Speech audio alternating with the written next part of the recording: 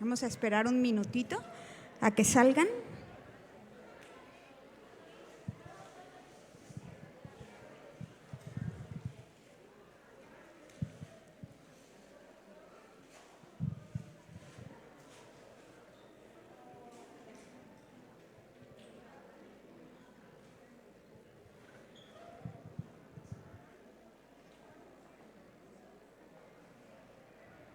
Doy gracias a Dios por este día, por la alabanza que tuvimos, por la bendición de estar aquí,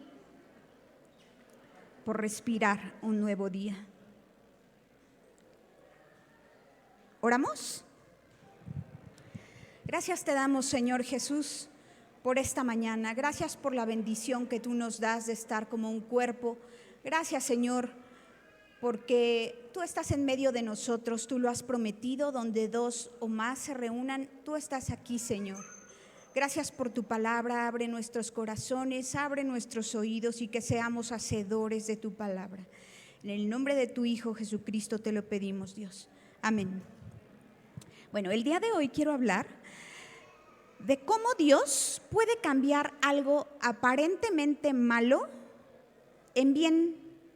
Y quizá una de las historias en la palabra de Dios que más ilustra esto es la vida de José. Es una de mis historias favoritas, quizá porque José era un hombre íntegro, era un hombre leal y porque la historia en sí es como una novela bien bonita y bueno, porque tiene un final bien feliz. Yo creo que por eso me gusta mucho la historia de José. Y es muy interesante que gran parte del Génesis abarca esta historia. En el Génesis se habla de muchos personajes, muchos, pero desde el capítulo 37 hasta el final de Génesis abarca la historia de José. Muchos capítulos, gran parte del Génesis. Y aunque la mayoría de nosotros conocemos esta historia, a mí me gustaría relatarla rápidamente por aquellos que no la conozcan del todo bien. Jacob tenía dos esposas, Lea y Rebeca. Con Lea tuvo 10 hijos y Rebeca no podía tener hijos. Cuando por fin Dios le concede a Rebeca tener hijos, como era la esposa amada de Jacob, pues al nacer su primer hijo de Rebeca, pues lo ama demasiado y se nota la diferencia que Jacob hace entre ese hijo de Rebeca y sus otros 10 hijos. Empieza a hacer tal diferencia, era su hijo preferido, le hace una túnica de colores, regalos que a ninguno de sus otros hijos le había dado. Esta actitud de Jacob comienza a dañar el corazón de los otros 10. Los otros 10 se dan cuenta de esta gran preferencia que tiene por José y comienzan a tener rencor, odio, amargura, empiezan a amargarse en contra de su hermano.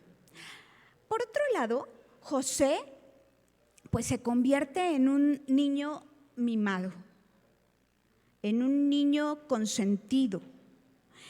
Y tampoco ayudaba mucho la actitud de José, porque José comienza a contarles a sus hermanos y a sus papás sueños de grandeza, sueños reales. Él tenía esos sueños, pero a lo mejor no era muy inteligente, no era muy sabio en contarlo a sus hermanos. Era soberbio. La verdad es que José era un niño consentido. Un día Jacob manda a José a ver cómo están sus hermanos. Cuando José va llegando, sus hermanos lo ven de lejos y era tal el odio que ya tenían por él que planearon matarlo.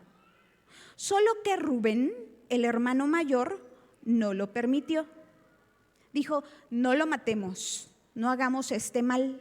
¿Por qué no mejor lo lanzamos a un pozo, a ese pozo que está allí? Yo no sé si creían que el pozo tenía agua, pero el pozo estaba vacío. Lo lanzaron. Poquito tiempo después, pasó por ahí una caravana que iba rumbo a Egipto Y a uno de ellos se le ocurrió, ¿y si vendemos a José? Y lo vendieron. Rumbo a Egipto. Yo no sé qué pasaba por la mente de José. Cuando llegó a Egipto, fue vendido a un hombre llamado Potifar. Pero me llama mucho la atención y es muy interesante cómo la historia, mientras se va desarrollando, se repite algo. Y es que Jehová estaba con José.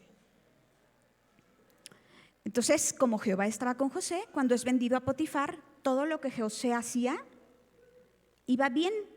Dios prosperó la casa de ese egipcio por causa de José. Potifar dejó todo en manos de José, todo, confiaba en él plenamente, porque Jehová estaba con José. Solamente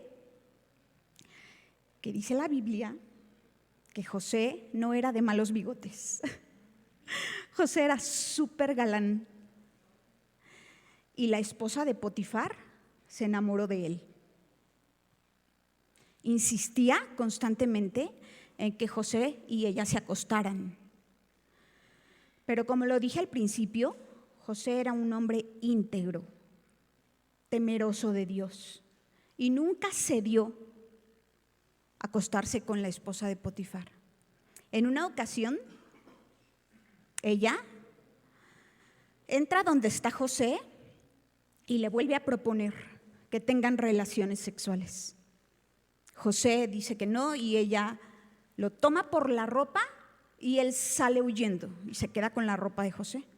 Entonces, despechada, inventa una historia y le dice a su esposo que José trató de abusar de ella y que tenía la prueba de que eso había sido. Pues meten a la cárcel a José.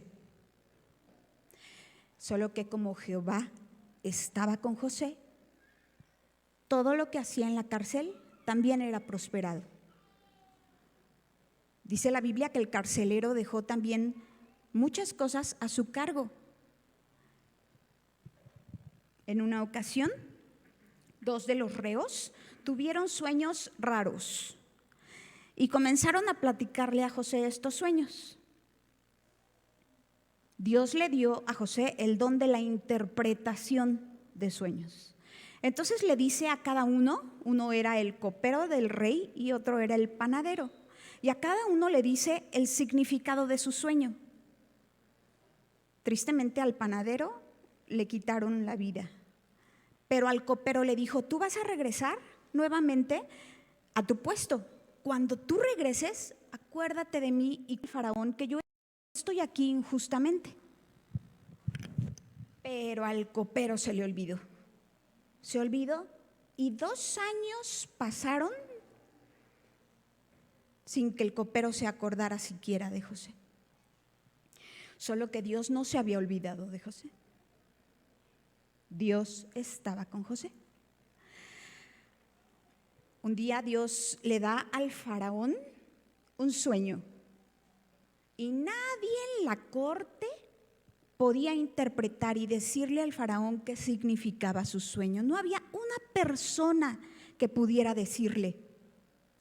Entonces el copero del rey se acordó y le dijo al faraón: cuando yo estuve en la cárcel conocí a un hombre que me dijo lo que significaba mi sueño. Quizá él te puede ayudar. Mandaron llamar a José de la cárcel. Y cuando el faraón le platicó a José su sueño, Dios le dio la interpretación del sueño y se lo pudo decir al faraón. Pero no solamente le dio la interpretación, sino que le dijo qué podía hacer en favor de Egipto. Cuando el faraón escucha todo esto, dice: pues no encuentro ningún hombre más sabio que José para que pueda ayudarme en todos los planes que está proponiendo. Y de la noche a la mañana, José se convierte en el primer ministro de Egipto. Después del faraón, no había nadie más importante y más poderoso que José. Y podemos ver que efectivamente Jehová estaba con José. Por eso me encanta esta historia, me gusta mucho.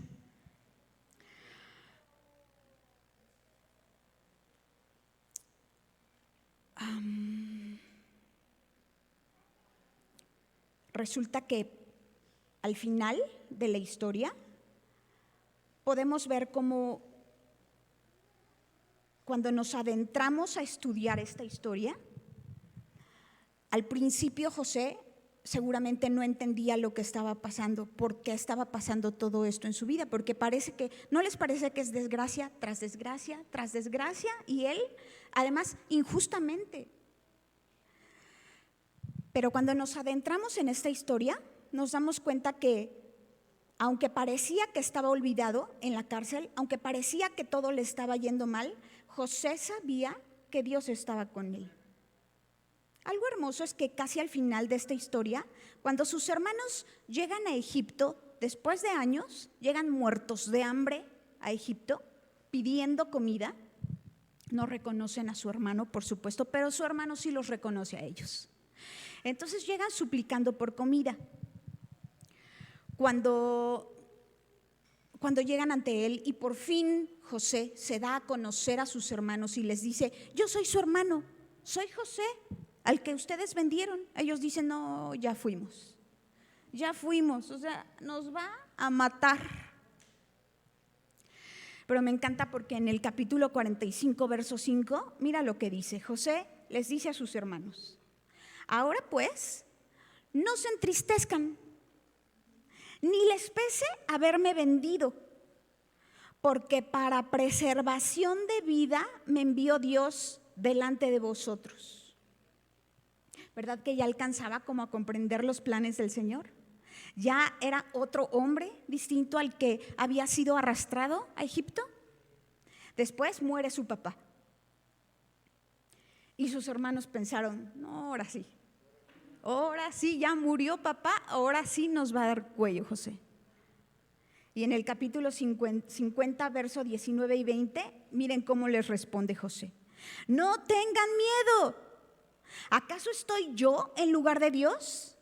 Ustedes pensaron mal contra mí, mas Dios lo encaminó a bien para hacer lo que vemos hoy, para mantener en vida a mucho pueblo. José había madurado, José había cambiado, José había crecido, José se había convertido en un hombre que podía perdonar, en un hombre humilde, pero tuvo que pasar por todo lo que tuvo que pasar para llegar ahí. Titulé este mensaje: mal para bien, porque Dios cambia el mal para bien.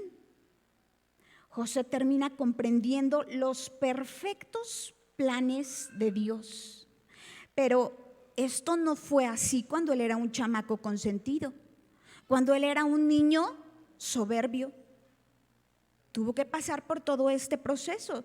Se necesitaron injusticias, dolor, soledad y mucho tiempo para que él pudiera comprender los propósitos de Dios. Y sabes, hermano, así como José, nosotros también podemos confiar en Dios.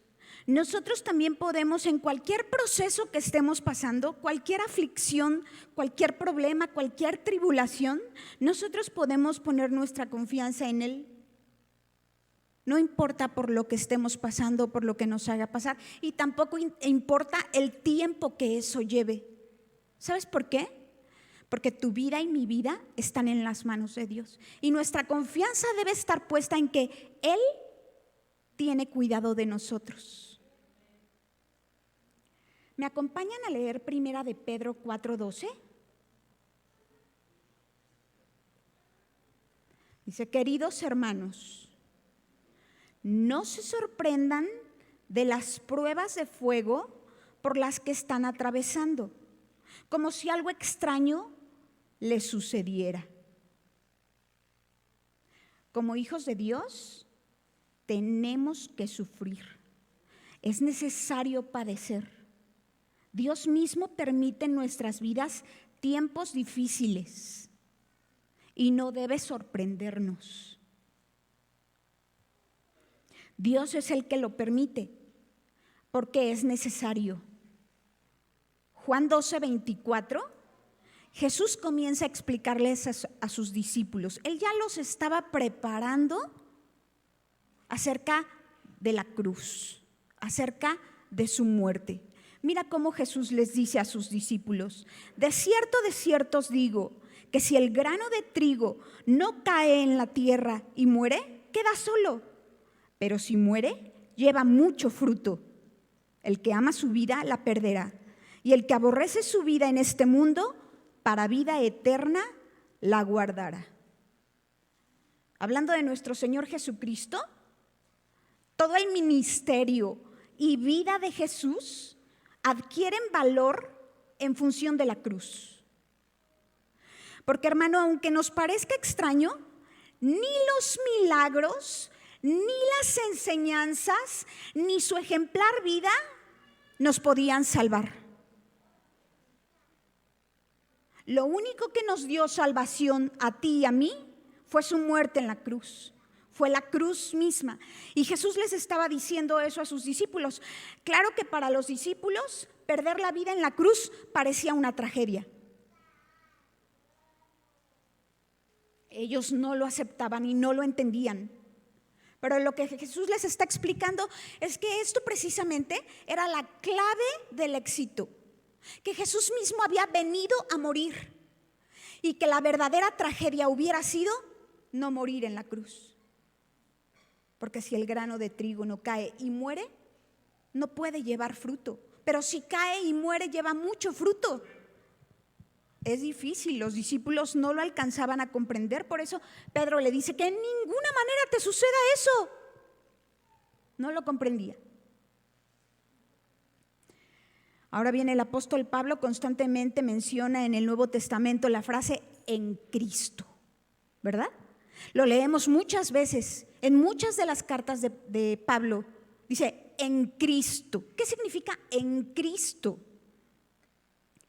En Cristo es todo lo que tenemos ahora, es por Cristo. Todo lo que somos ahora es por Cristo. Cuando Cristo murió por nosotros, nosotros también morimos, ¿no es cierto? ¿Se acuerdan del simbolismo del bautismo? Es eso. Es morir a mi vieja vida y resucitar a una nueva vida. Por cierto, si tú no te has bautizado, puedes acercarte al pastor Rubén Rojas, porque cada mes en este lugar hay bautizos. Si tú quieres entrega, el próximo domingo hay bautizos. Si tú todavía no te bautizas, no lo esperes más. Entrégale tu vida a Jesucristo. Eso simboliza el bautismo, la muerte y la resurrección. Cuando Cristo murió, yo también muero. Cuando Cristo resucita, yo también resucito. Jesucristo ascendió y es sentado a la diestra del Padre. Y dice la palabra que nosotros estamos sentados en lugares celestiales. Eso significa estar en Cristo. O sea, todas las bendiciones de Cristo me pertenecen. ¿Estamos bien? ¿Y todos los padecimientos de Cristo? O sea, todas las experiencias y bendiciones de Cristo son nuevas. Porque en la vida venidera seremos llamados a compartir su gloria, ¿no es cierto?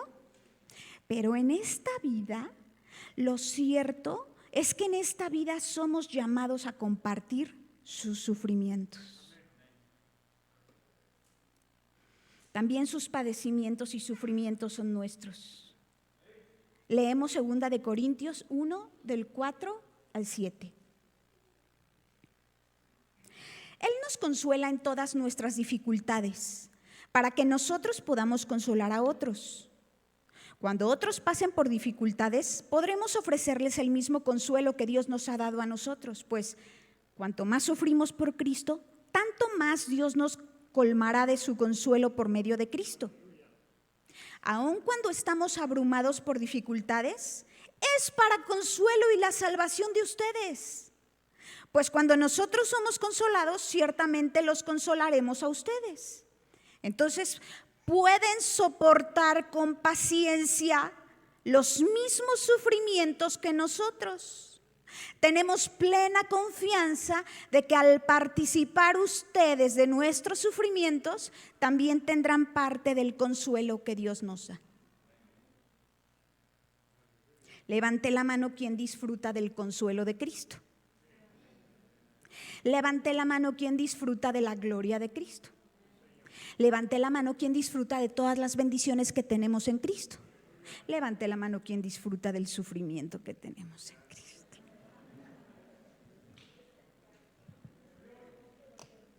No, esos sufrimientos déjenselos solo a Cristo, ¿no? Y esto del sufrimiento no es para una clase especial de cristianos. Algunos piensan, bueno, son como niveles, ¿no? Yo me quedo acá. A lo mejor esta clase de sufrimientos o padecer por Cristo es para los diáconos o es para los pastores, pero no para mí. Pero entonces, ¿dónde dejamos el versículo que dice, el que quiera venir en pos de mí, niéguese a sí mismo, tome su cruz cada día y sígame? ¿Lo dice para cierta clase de cristianos? ¿Se lo dijo solo para sus discípulos? ¿Para los 500 que le seguían? Esto es para todos. Mira cómo dice el Salmo 119, 71. Estuvo bien que me hiciera sufrir, porque así entendí tus enseñanzas. Estuvo bien que me hiciera sufrir, porque así entendí tus enseñanzas, decía el rey David. Ahora no se trata de sufrir por sufrir, de padecer por padecer. El sufrimiento puede producir en nosotros algo. Es una herramienta que Dios utiliza para transformar nuestro corazón. No tenemos un Dios que se complace en nuestro sufrimiento, solamente que esa es la forma en la que Dios nos transforma. Es la forma en la que Dios trabaja. José, ese joven soberbio, mimado y consentido, por lo que padeció, se convirtió en un gobernante humilde. Por lo que José padeció, pudo ser un hermano que podía perdonar y no guardar rencor. Por lo que padeció, Dios le dio sabiduría y sabía cómo comportarse y era un hombre íntegro. Pero tuvo que padecer aún injustamente. Mal para bien. Porque Dios puede transformar el dolor para bien. Dios es experto en tomar el mal y usarlo para bien. Dios es experto en convertir las cosas que parecen malas y transformarlas en cosas buenas, en beneficio de muchos. Así como la cruz. Parecía algo malo, parecía lo peor, parecía el fin, pero no se quedó allí. Resucitó y nos da vida eterna en beneficio de muchos. Mal para bien. El mismo apóstol Pablo fue encarcelado. ¿Y sabes qué? Muchas de las cartas del Nuevo Testamento que tú y yo hoy podemos leer fueron escritas desde la cárcel. Y si tú y yo tenemos el Nuevo Testamento, es por ese encarcelamiento de Pablo. Fue necesario esos azotes, esa soledad, esa cárcel fría y oscura, y desde ahí pudo escribir cuántas cartas que ahora en beneficio de muchos tenemos. Es importante señalar que el sufrimiento siempre va a producir algo en nuestro corazón, para bien o para mal, pero siempre produce algo. El sufrimiento puede transformarnos más a la imagen de Jesús, o puede transformarnos en personas amargadas, resentidas, enojadas. Y eso dependerá de cada uno de nosotros. Dependerá de cómo reaccionemos ante la prueba. Dependerá de nuestra actitud. Bien, algunas de las virtudes más hermosas del cristiano se producen en el sufrimiento. Porque, por ejemplo, ¿tú cómo desarrollarías la virtud del perdón sin que alguien te haya lastimado? No se puede. ¿Y cómo desarrollarías la virtud de la compasión sin que en medio de nosotros hubiera viudas, huérfanos o pobres? No podríamos tener compasión unos de otros.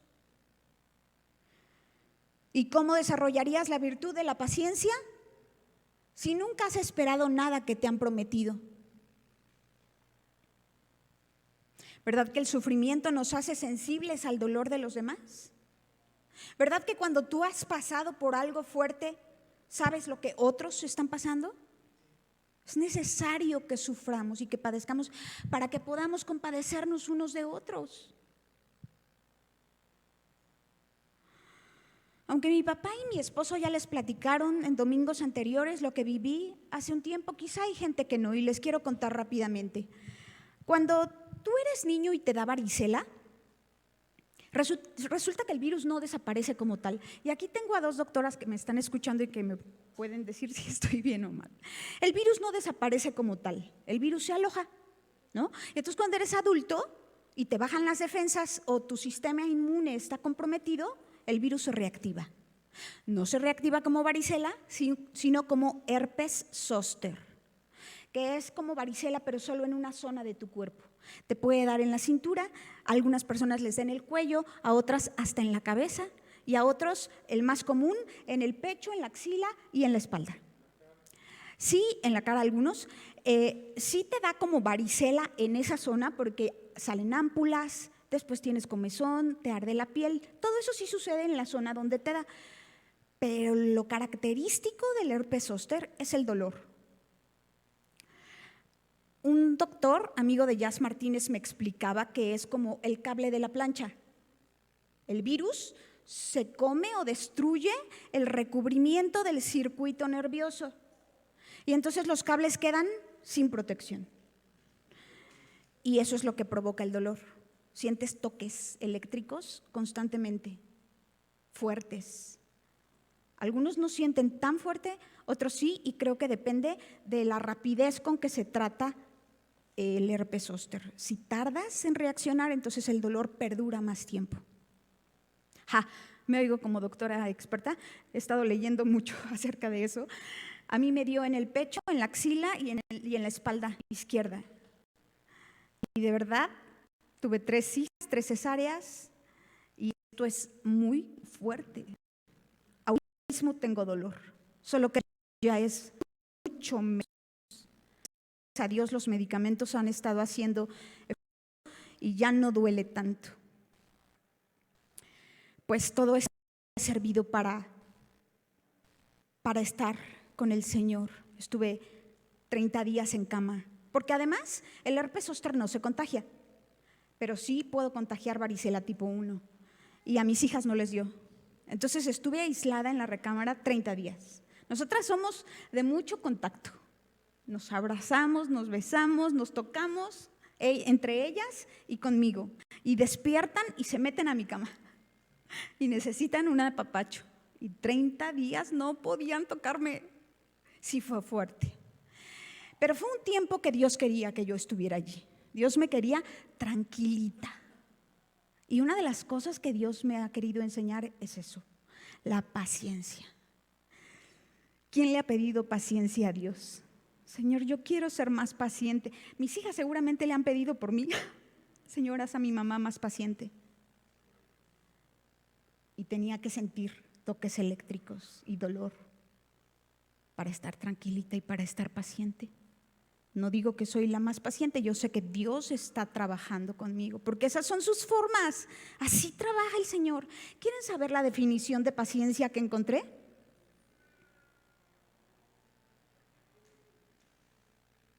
No sé en dónde la tengo.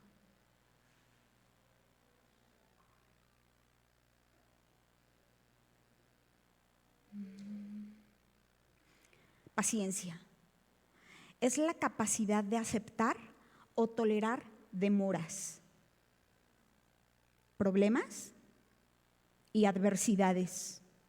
Es sufrir sin enojarse ni molestarse. Paciencia es la capacidad de aceptar y tolerar demoras, problemas o adversidades. Es sufrir sin enojarse ni molestarse. Yo no soy paciente, pero yo sé que Dios está trabajando en mi vida.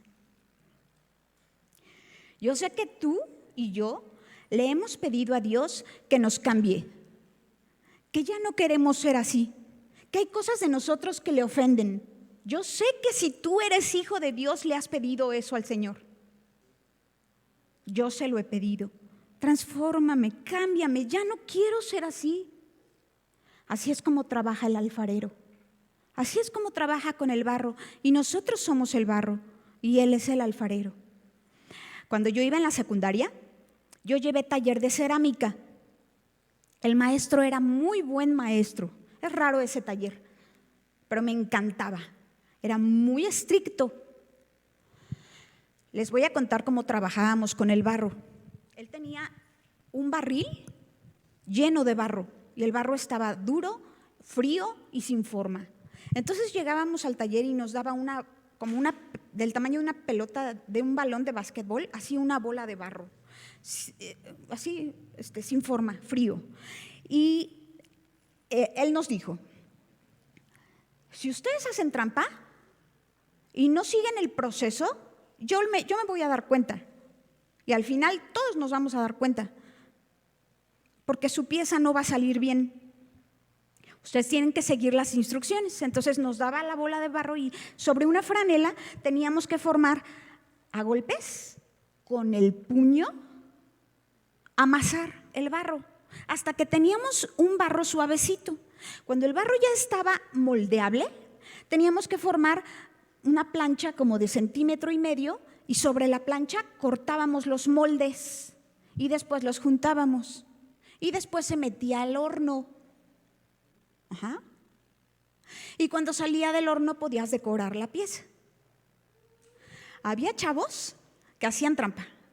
Como el proceso era doloroso, porque el barro estaba frío y además te tardabas mucho, llevaban una piedra de molcajete y le pegaban a escondidas con la piedra de molcajete al barro y terminaban su plancha bien bonita, bien rápido. ¿Pero qué creen que pasaba cuando su pieza salía del horno? Se rompía y resulta que estaban reprobados por hacer trampa.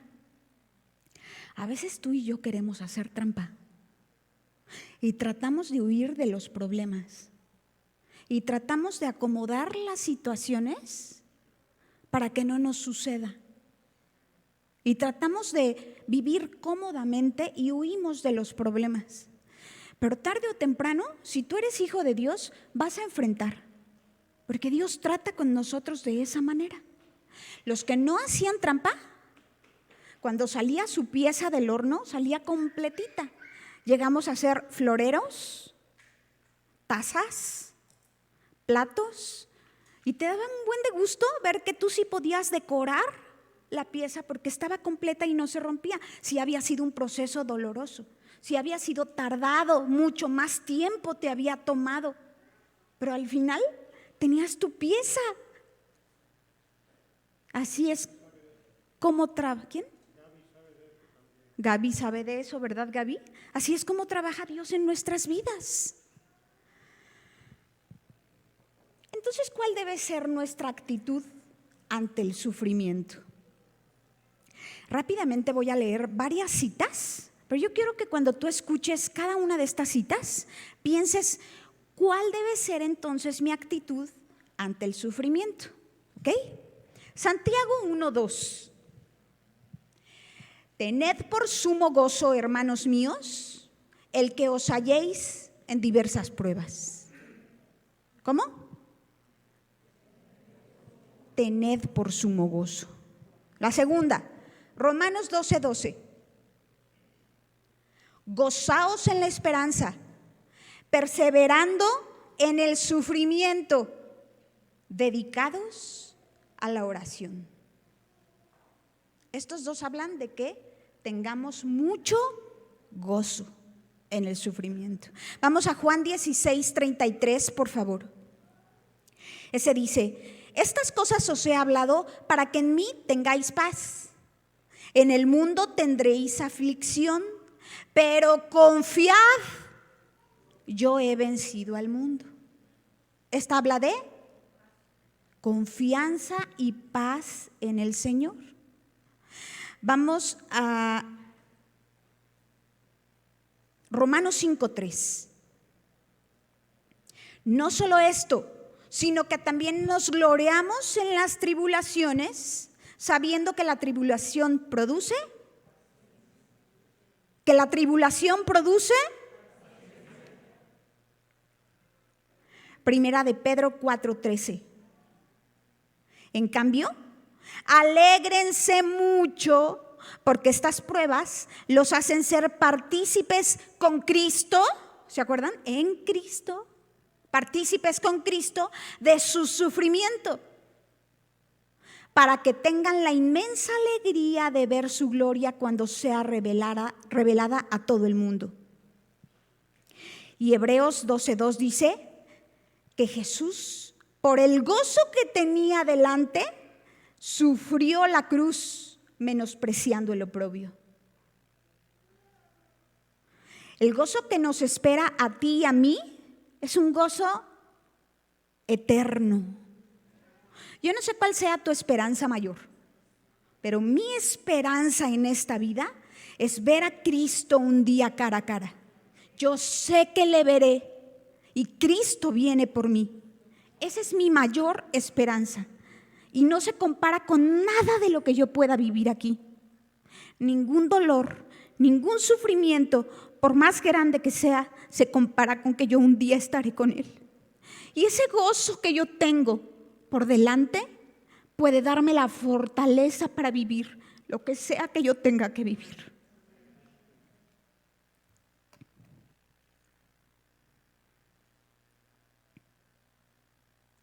¿Sabes?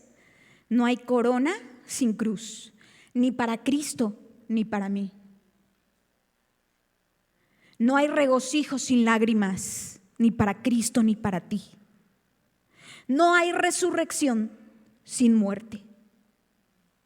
No hay bendición final sin sufrimiento inicial. A.W. Pink dijo: las aflicciones son leves cuando se compara con lo que realmente merecemos. Son ligeras cuando se compara con los sufrimientos de nuestro Señor Jesucristo, ¿no es cierto? Pero quizás su verdadera ligereza se ve mejor al compararlas con el peso de la gloria que nos espera a ti y a mí. No nos tiremos al piso, no nos quejemos. El teólogo Agustín dijo que Dios tuvo solamente un hijo que no pecó, pero no ha tenido ningún hijo que no haya sufrido. No ha tenido Dios ningún hijo sin dolor. Cuando tú y yo estemos pasando por sufrimiento y por dolor, quizá podríamos hacernos una pregunta. ¿Lo que estoy sufriendo es consecuencia de mi pecado o de mis malas decisiones? Puede ser. Y si es así, lo único que tienes que hacer es arrepentirte y dejar de hacer lo que estabas haciendo.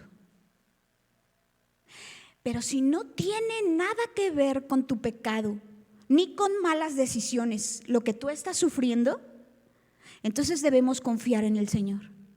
Dejarlo en sus manos, sabiendo que Él es soberano, que Él está trabajando en nuestras vidas, que Él cumplirá lo que ha comenzado en nosotros y que nuestras vidas están en sus manos. Que sea lo que sea que pasemos, le pertenecemos, que Él está trabajando en ti y en mí. Y debemos confiar, y debemos gozarnos, y debemos ser pacientes, y debemos esperar en el Señor. no rebelarme, no enojarme, no amargarme, no quejarme. Mira cómo dice Efesios 1:11 en la versión NTV. Es más, dado que estamos unidos a Cristo, hemos recibido una herencia de parte de Dios, porque Él nos eligió de antemano y hace que todas las cosas resulten de acuerdo con su plan. O sea, no somos tan importantes, ni lo que nos sucede es tan importante. ¿Sabes qué es lo importante? El plan de Dios. José era solo una pieza en el gran plan de Dios. Lo que José padeció en realidad era parte del gran plan del Dios soberano. No debe haber reproche por lo que vivimos. Paul Tripp dice que una queja horizontal es una queja contra aquel que ejerce el señorío sobre las circunstancias. ¿Te quejaste ayer por lo que sufres? ¿Te quejaste con alguien de lo mucho que sufres? Tú te quejaste contra Dios. Nos falta fe. ¿Se acuerdan del pueblo de Israel en el desierto? Así somos. Se quejaban de todo, que si el hambre, que si la sed, que si el frío, que si el calor. Así somos. Lo cierto es que al pasar el tiempo, nosotros nos podemos dar cuenta que Dios ha transformado nuestro corazón. No nos damos cuenta, pero Dios está trabajando poco a poco en nosotros. Y a lo mejor nosotros no lo notamos, pero otros sí notan cambios y transformaciones que Dios hace en nuestras vidas. Poco a poco Dios va quitando eso que le pedimos que no queremos tener a través del quebranto.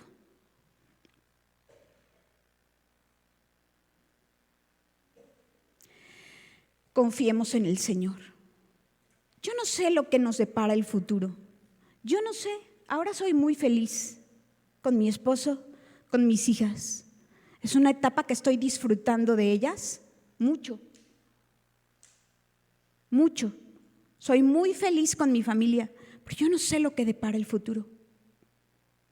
Lo que sé es que Jehová está con Liz. Y tú tampoco sabes lo que te depara el futuro. Pero lo que puedes estar seguro es que Jehová está contigo. No importa lo que nos suceda. Sabemos que Dios trabaja para bien de los que le amamos. Sea lo que sea que nos pase, sea lo que sea que hoy mismo tú estés pasando, puedes confiar en que el Señor está contigo. Tú y yo podemos depositar nuestra confianza en el Señor. Dios espera que lo hagamos. Y Dios va a seguir trabajando en nuestros corazones, quitando todo eso que no le gusta. Porque vamos a llegar a la estatura del varón perfecto. Dice su palabra que Él cumplirá su propósito en nosotros, ¿verdad? Hasta el día de Jesucristo. Así que falta mucho camino, faltan muchas cosas. No lo entendemos, no sabemos cómo va a ser, pero Él lo va a hacer hasta que nos llame a su presencia. ¿Me acompañan a orar? Gracias, Padre Santo. Gracias por tu trabajo en nuestras vidas. Gracias, Señor, porque en ti confiamos y en ti esperamos. Tenemos un Dios soberano que rige toda la creación y que está por encima de todos sus hijos, que tiene un plan perfecto y que está trabajando en nosotros. Aumenta nuestra fe, Señor. Haznos confiar cada día más en ti.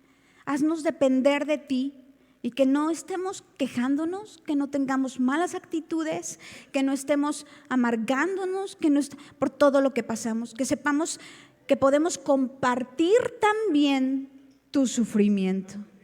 que tu nombre sea glorificado en nuestras vidas y que tu luz brille a través de nosotros, porque nuestro deseo es reflejarte a ti. Nuestro deseo es que los que no te conocen te conozcan a través de nosotros, Señor, y hay mucho todavía que tienes que cambiar en nosotros. Sigue trabajando, no te canses de nosotros, Señor, no te canses de trabajar en nuestras vidas. Te lo rogamos en el nombre de tu Hijo Jesucristo. Pido por favor a la persona de audio si me ayuda a proyectar un pequeño video. Pido disculpas por las faltas de ortografía que tiene este video, así lo encontramos en la red, pero es parte de la historia que hoy les conté. Dios les bendiga.